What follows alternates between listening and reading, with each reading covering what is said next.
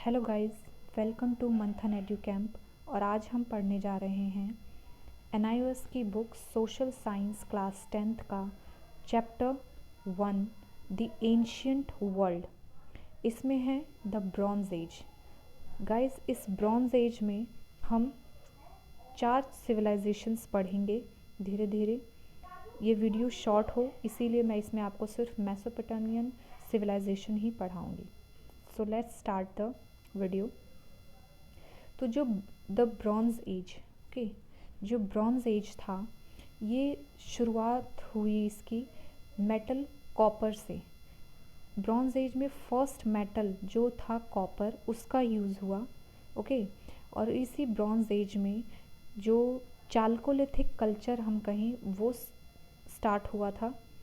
Chalcolithic culture यानी हम कह सकते हैं कि ऐसा कल्चर जिसमें बोथ स्टोन और कॉपर दोनों का यूज़ हो, उसे चाल्कोलिथिक कल्चर या चाल्कोलिथिक एज भी हम कह सकते हैं, जो ब्रॉन्ज एज में ही था, ओके।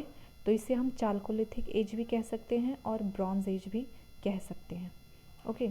और ब्रॉन्ज एज इसलिए कहा जाता है क्योंकि इसमें ब्रॉन्ज की इन्वेंशन हुई थी, राइट। ब्रॉन्ज जो एक मेटल था। अब copper and bronze replace the stone, would and bones for making weapons and implements. और कॉपर और जो ब्रॉन्ज के जो मेटल्स थे, इन्होंने रिप्लेस किया किसे? स्टोन, वुड और बोन्स से जो इम्प्लीमेंट्स बनाए जाते थे, इन तीनों को रिप्लेस किया कॉपर और ब्रॉन्ज ने। फिर उसके बाद लोगों ने इसमें सीखा, learn how to make bricks and use them for construction, कि कैसे ब्रिक्स का इस्तेमाल करके कैसे ब्रिक्स को बनाएं, यानी ईंट पत्थरों को कैसे बनाएं और उसका इस्तेमाल कंस्ट्रक्शन में कैसे हो, राइट। इसे मैंने ब्रॉन्ज एज को आपको इजीली समझ आए इसलिए मैंने इसे कुछ पॉइंट्स में डिवाइड कर दिया है, जो जल्दी जल्दी मैं आपको बता दे रही हूँ, बाकी ज़्यादा कुछ इसमें पढ़ने के लिए नहीं है। देन है town become centre of trade, commerce and administration. और फिर जो टाउन बेस्ड सिविलाइजेशन थी वो ब्रॉन्ज एज में आई, डिफरेंट रिवर वैलीज़ में। और फिर ये जो टाउन्स थे वो किसका सेंटर ऑफ अट्रैक्शन बन गए? ट्रेड का, कॉमर्स का एंड एडमिनिस्ट्रेशंस का, राइट।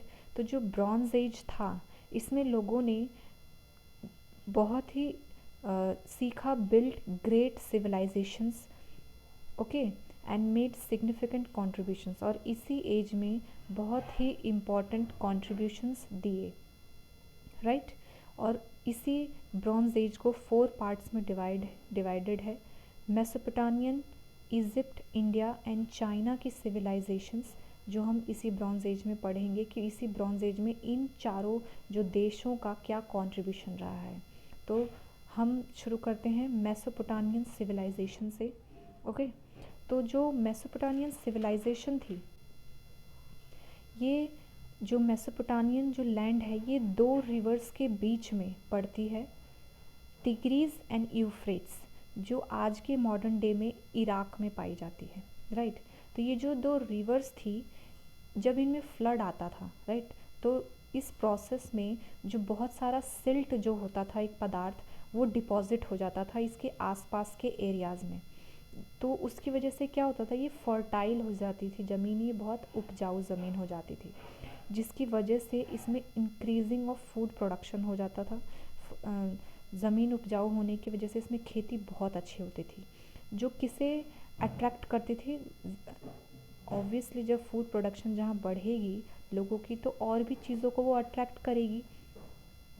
तो किसने? क्राफ्ट्स पर्सन्स जो थे, लाइक स्मिथ, लोहार, potters, masons, weavers and carpenters, इन सब को उसने अट्रैक्ट किया और इन सब के कामों में भी ग्रोथ हुई।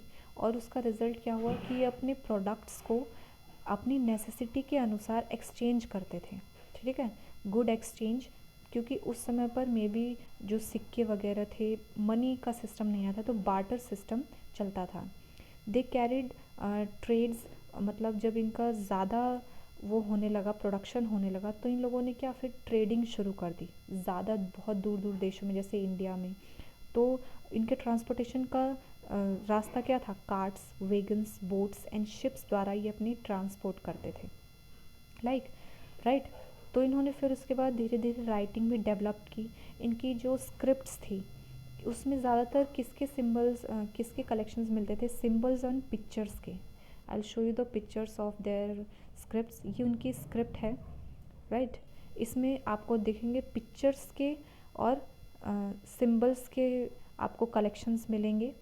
ये इन्होंने wedge like lines and so this script is called cuneiform script. इसे हम क्यूनिफॉर्म स्क्रिप्ट के नाम से जानते हैं।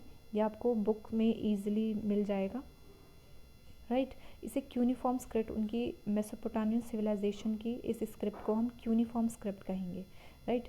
The earliest Mesopotamian were like small states. और जो पहले की जो मेसोपोटामियन स्टेट्स सिटीज़ थी, इन्हें पहले स्मॉल स्टेट्स में बांटा गया था कि हर एक सिटी का अपना एक स्टेट है, उसकी अपनी एक एडमिनिस्ट्रेशन है, अपना एक प्रबंधन है, राइट। और इसमें रूलिंग क्लास कौन लोग थे, कौन रूल करते थे इसमें, प्रीस्ट, किंग्स एंड एरिस्टोक्रेट्स। सबसे पहले इसमें आते थे प्रीस्ट यानी पुजारी, उसके बाद आते थे राजा, उसके बाद आते थे एरिस्टोक्रेट्स यानी उच्च वर्ग के लोग, ओके। फिर उसके बाद आते थे मर्चेंट्स यानी व्यापारी, फिर ऑर्डिनरी पीपल, राइट। और फिर आते थे लास्ट में स्लेव्स। तो ऐसे ये रूलिंग क्लास डिवाइड था। फिर लोग यहाँ के किसकी पूजा करते थे, इनका रिलीजन क्या था, इनके जो गॉड या गॉडेसेस थे वो थे जैसे कि स्काई, सन, मून, फर्टिलिटी एट्सेट्रा। इन लोगों की ये पूजा करते थे। और each city has its own pattern God और गॉडेसेस। और हर सिटी का अपना अपने तरीके के भगवान या फिर देवी देवता मान लीजिए वो होते थे। सो गाइज़, वीडियो लंबी ना हो इसलिए आज के लिए इतना ही। If you like our video please like, share and subscribe. Thank you so much.